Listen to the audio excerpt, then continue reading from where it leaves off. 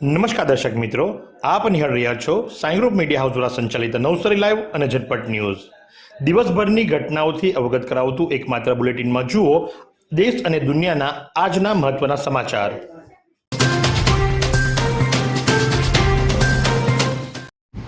નવસારી મહાનગરપાલિકાના પ્રથમ મેયર પદ માટે ચાણક્ય કહેવાતા અશોક ધોરજેના સિરે તાજ નિશ્ચિત એ વાત પાકી। ડેપ્યુટી મેયર અને સ્ટેન્ડિંગ ચેરમેન માટે લોબિંગ શરૂ કરી દેવામાં આવ્યા। ડેપ્યુટી મેયર માટેના પ્રબળ દાવેદારોની અંદર ધર્મેશ ભીમભાઈ પટેલ અને રોશન વાઘવાણી, તો સ્ટેન્ડિંગ કમિટીના ચેરમેન માટે મુકેશ અગ્રવાલ અને સુનિલ રઘુનાથ પાટીલની શક્યતાઓ વર્તાઈ રહી છે। નવસારી વિજલપોર નગરપાલિકામાંથી નવસારી મહાનગરપાલિકા બન્યા બાદ પ્રથમ વખત યોજાયેલી ચૂંટણીમાં ભારતીય જનતા પાર્ટીએ 50 બેઠકો ઉપર ભવ્ય વિજય મેળવ્યો છે અને વિરોધ પક્ષના સુપડા સાફ કરી દીધા છે। હવે જ્યારે મેયર સહિતના હોદ્દેઓની નિમણૂકનો સમય આવી ચૂક્યો છે ત્યારે શહેરના રાજકીય વર્તુળોમાં નામોની ચર્ચાએ જોર પકડ્યું છે। સૂત્રોના જણાવ્યા અનુસાર નવસારીના પ્રથમ નાગરિક એટલે કે મેયર તરીકે નવસારી ભાજપના પીઢ અને રણનીતિકાર ગણાતા અશોક ધોરાજીનું નામ લગભગ ફાઇનલ છે।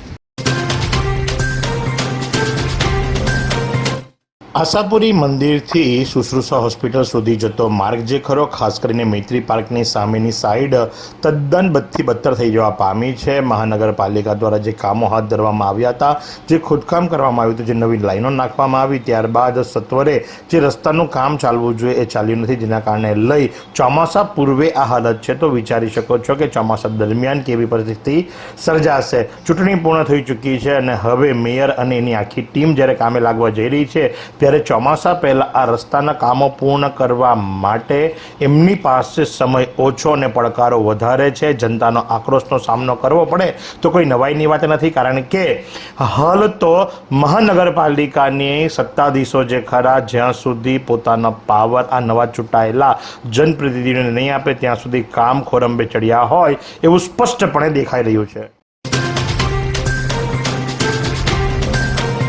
ચીખલી તાલુકામાં તાલુકા જિલ્લા પંચાયતની ચૂંટણીમાં ભાજપના જય જયકાર સાથે કોંગ્રેસના સુપડા સાફ થઈ જવા પામ્યા છે। જોકે તાલુકા પંચાયતની અનેક બેઠકો પર ઓછી સરસાઈ જોવા મળી છે। તાલુકા પંચાયતની 28માંથી 25 અને જિલ્લા પંચાયતની તમામ 8 બેઠકો પર ભાજપનો ભગવો લહેરાયો છે। તાલુકા પંચાયતમાં વંકાલ, રૂમલા અને ઘેજ બેઠક પર ભાજપને નોંધપાત્ર સરસાઈ મળી છે। જિલ્લા પંચાયતની ખૂંદ બેઠક પર ભાજપના રમીલાબેન નિલેશભાઈ પટેલનો 3608, ઉકેરી બેઠક પર ડોક્ટર નેહા જયવર્ધન પટેલનો 4328, સાદકપુર બેઠક પર કૌશિકભાઈ પટેલનો 4624 અને વાંજણા બેઠક પર ત્રિપાખ્યા જંગમાં ભાજપના નલિનભાઈ પટેલને 3674, જ્યારે માંડવા ખડક બેઠક પર પણ ત્રિપાખ્યા જંગમાં બરાબર જામેલી હરીફાઈમાં ભાજપના ગીતાબેન ગોવિંદભાઈનો માત્ર 593 મતોથી પાતળી સરસાઈથી વિજય થયો હતો।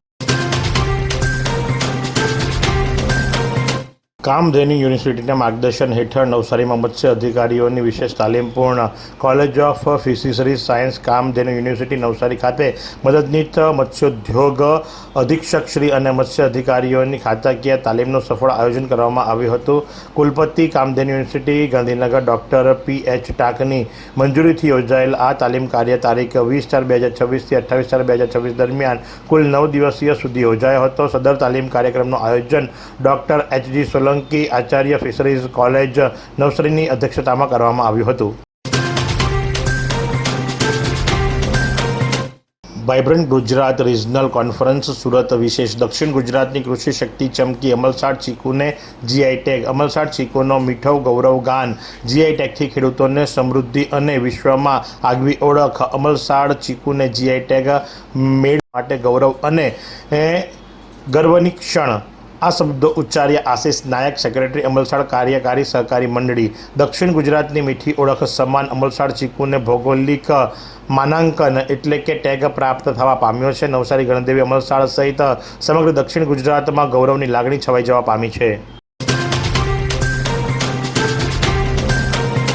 ધરમપુર જિલ્લા વિજ્ઞાન કેન્દ્રમાં 42મા વાર્ષિક દિવસની ઉજવણી થઈ। જિલ્લા વિજ્ઞાન કેન્દ્ર ધરમપુર રાષ્ટ્રીય વિજ્ઞાન સંગ્રહાલય પરિષદ સંસ્કૃતિ મંત્રાલય ભારત સરકાર ખાતે જિલ્લા વિજ્ઞાન કેન્દ્ર ધરમપુરના 27 એપ્રિલ 2026ના રોજ વાર્ષિક દિવસની ઉજવણી કરવામાં આવી હતી। 27/4/1984માં એક જ વિજ્ઞાન ગેલેરીથી શરૂ થયેલ આ વિજ્ઞાન કેન્દ્ર આજે 4 વિજ્ઞાન ગેલેરીઓ, innovation hub, science park, dinosaur park, 3D show, planetarium show તેમજ આધુનિક ટેલિસ્કોપ જેવી સુવિધાઓ સાથે કાર્યરત છે।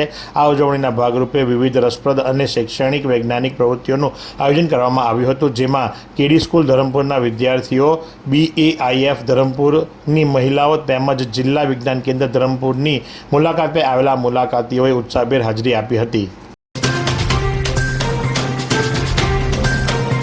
ભારતીય જનતા પાર્ટી દ્વારા નવસારી મહાનગરપાલિકા વિસ્તારની અંદર વિજય રેલીનું આયોજન કરવામાં આવ્યું હતું, જેની અંદર સર્વ વોર્ડમાં ભવ્ય વિજય બાદ જનતાનો હાર્દિક આભાર માનવા માટે આ રેલીનું આયોજન કરવામાં આવ્યું હતું એવું જણાવવામાં આવ્યું હતું, જેના કારણે લઈ અને સૌ વિજેતા ઉમેદવારો જે ખરા એ ખુલ્લી જીપની અંદર કાર અને બાઇકના કાફલાની સાથે રેલીની અંદર નીકળ્યા હતા। રેલીનો માર્ગ Limda Chowk station, Devdarshan apartment, Fuvara tower, library, જૂના થાણા, circuit house, Sindhi camp, Sushrusha hospital અને શિવાજી ચોક ખાતે જઈને પૂર્ણ થયો હતો। આની અંદર લગભગ તમામ વોર્ડને આવરી લેવામાં આવ્યા હતા, જેની અંદર વોર્ડ નંબર 1, 2, 3 અને 4, 5, 6, 7, 8, 9, 10, 11 તમામે તમામ વોર્ડને આવરી લેવામાં આવ્યા હતા અને સર્કિટ હાઉસ એટલે કે વોર્ડ નંબર 13નો પણ સમાવેશ કરવામાં આવ્યો હતો। જો કે આ રેલીની અંદર આમ જનતાએ થોડું પરેશાન થવું પડ્યું હતું। નવસારીની ટાટા ગર્લ્સ હાઈસ્કૂલનો રાજ્યકક્ષાએ દબદબો, ખેલ મહાકુંભ બોક્સિંગમાં 21 મેડલ મેળવ્યા। રાજ્યકક્ષાની ખેલ મહાકુંભ અને શાળાકીય રમત સ્પર્ધામાં નવસારી બાઈ નવાજભાઈ ટાટા ગર્લ્સ હાઈસ્કૂલનો રાજ્યકક્ષામાં કુલ 21 મેડલ સાથે ઝળહળતી સિદ્ધિ મેળવી છે। ગુજરાત રાજ્ય રમતગમત સાંસ્કૃતિક વિભાગ અને સ્પોર્ટ્સ ઓથોરિટી ઓફ ગુજરાત દ્વારા અમદાવાદમાં યોજાયેલ ખેલ મહાકુંભ 2025 અને SGFI રાજ્યકક્ષાની બોક્સિંગ રમત સ્પર્ધામાં બાઈ નવાજભાઈ ટાટા ગર્લ્સ હાઈસ્કૂલના ખેલાડીઓના અદ્ભુત કૌશલ્ય બતાવી સંપૂર્ણ રાજ્યમાં અલગ અલગ વય જૂથમાં કુલ 21 મેડલ મેળવ્યા છે। જો આજના હવામાનની વાત કરવામાં આવે તો આજનું મહત્તમ તાપમાન 35.8 ડિગ્રી સેન્ટીગ્રેડ તો લઘુત્તમ તાપમાન 25 ડિગ્રી સેન્ટીગ્રેડ નોંધવા પામ્યું હતું। સવાર દરમિયાન હવામાં ભેજનું પ્રમાણ 81% તો સાંજ દરમિયાન 52% નોંધવા પામ્યું હતું। 7.1 કિલોમીટર પ્રતિ કલાકની ઝડપથી પવન ફૂંકાઈ રહ્યો હતો અને જેની દિશા સાઉથથી વેસ્ટ તરફની હતી। આખો દિવસ પવન ફૂંકાવાના કારણે તાપમાં થોડી રાહત મળી હતી। એવી કઈ હોસ્પિટલ છે જ્યાં કેન્સર માટે સર્જરીની સેવા હોય, કીમોથેરાપીની સારવાર હોય, રેડિયેશનની સારવાર હોય, PT CT સ્કેન હોય, કેન્સરની પેથોલોજી હોય, મેમોગ્રાફી હોય, એટલે કે બધું જ। હા, બધી જ સારવાર એક જ હોસ્પિટલમાં હોય, તે છે નવસારી નિરાલી કેન્સર હોસ્પિટલ।